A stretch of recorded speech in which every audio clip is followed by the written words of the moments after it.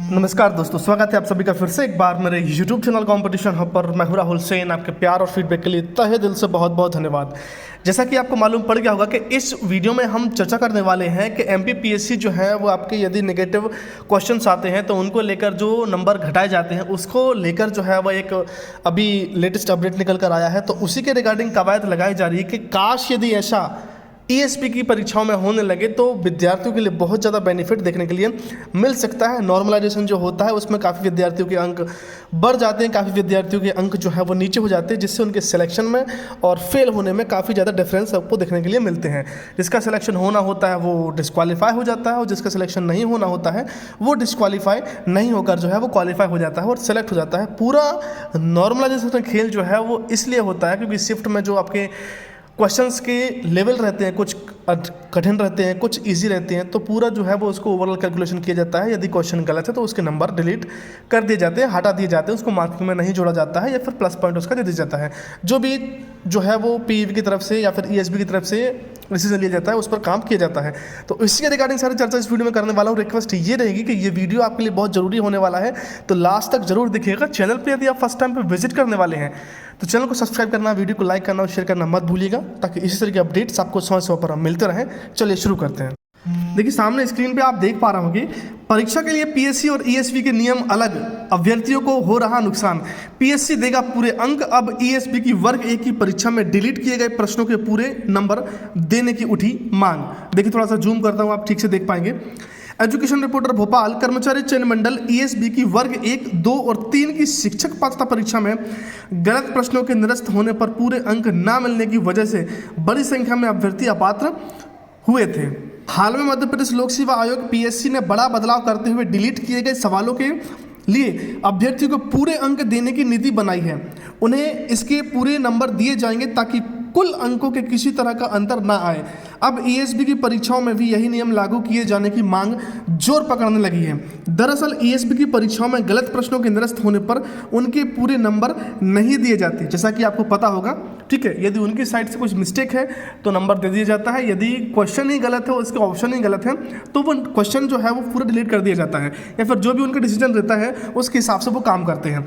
लेकिन इसमें जो है वो चेंजेस करने की विद्यार्थियों की मांग जो है वो आपकी उठ गई है। यहाँ पर देखिए, दरअसल ESB की परीक्षाओं में गलत प्रश्नों के निरस्त होने पर उनके पूरे नंबर नहीं दिए जाते हैं। ऐसे में लगभग 1 लाख अभ्यर्थी वर्ग 1, 2 और 3 परीक्षा में अपात्र हो गए थे। अब देखिए थोड़ा सा आपको ठीक से समझाता हूँ।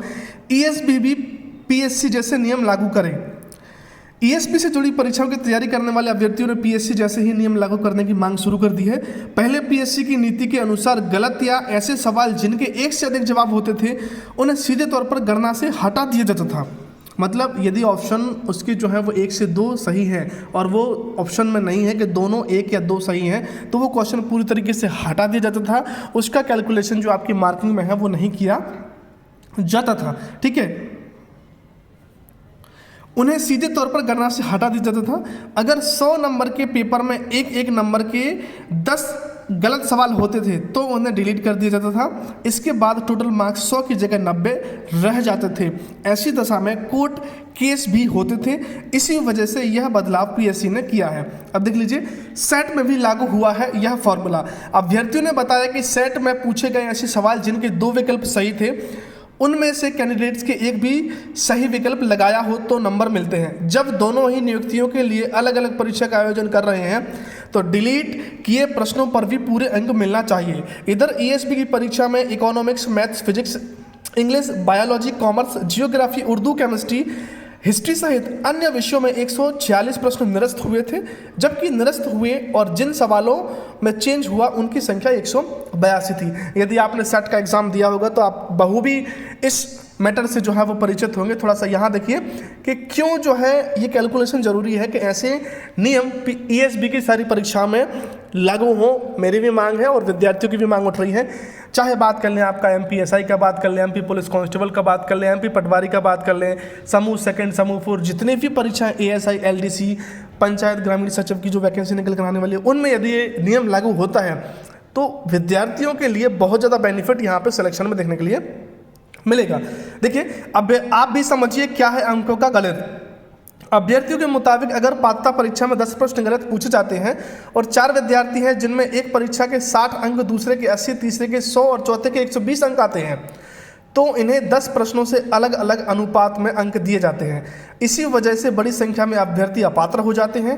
अभ्यर्थियों के मुताबिक 60 प्रश्न सही हल करने वाले अभ्यर्थी को 10 प्रश्न निरस्त होने की दशा में 4.28 नंबर मिलते हैं और 120 प्रश्न सही हल करने वाले अभ्यर्थियों को 8.57 नंबर प्राप्त होते हैं, जबकि पीएससी डिलीट किए गए प्रश्नों के पूरे नंबर दे रहा है। मामले में ईएसबी का फॉर्मूला यह है कि अगर 100 अंक का पेपर है, 100 ही सवाल पूछे गए, तो ऐसी स्थिति में 90 अंक के आधार पर गणना की जाती है और अभ्यर्थियों को जो नंबर मिलने हैं उसमें जोड़ दिया जाता है। इस वजह से सभी अभ्यर्थियों को अलग अलग नंबर प्राप्त होते हैं। फिर नॉर्मलाइजेशन होता है, जिसका सिलेक्शन नहीं होना होता है उसका हो जाता है, और जिसका सिलेक्शन होना होता है उसका सिलेक्शन होते होते रह जाता है, वेटिंग लिस्ट में उसका नाम आ जाता है। तो यहाँ पर बहुत बड़ा बदलाव का यहाँ पर ज़रूरत है। ईएसबी ने आपका जो भी फॉर्मूला अपनाया है उसको ज़रूरत है कि वो पीएससी से सीखें, क्योंकि सभी एग्ज़ाम कंडक्ट कराने वाली यदि एजेंसियाँ और यदि जो भी कंपनियाँ हैं, जो भी बोर्ड हैं, वो इस फॉर्मूले को अपना रहे हैं, तो ईएसबी को भी अपनाना चाहिए, क्योंकि इसमें उसका बेनिफिट ही है। नॉर्मलाइजेशन की झंझट से ईएसबी बच जाएगा। मार्क्स कम करने ज़्यादा करने में उसको दिक्कत होती है, परेशानी होती है, विद्यार्थी की भी दिक्कत होती है, उससे भी उसको बेनिफिट मिलेगा और सीधा क्लियर कट टू कट जो है जिसका सिलेक्शन होना है उसका सिलेक्शन हो जाएगा। मेहनत करने वाला सिलेक्शन ले जाएगा और जिसका सिलेक्शन नहीं होना है नॉर्मलाइजेशन की वजह से उसका सिलेक्शन नहीं हो पाएगा।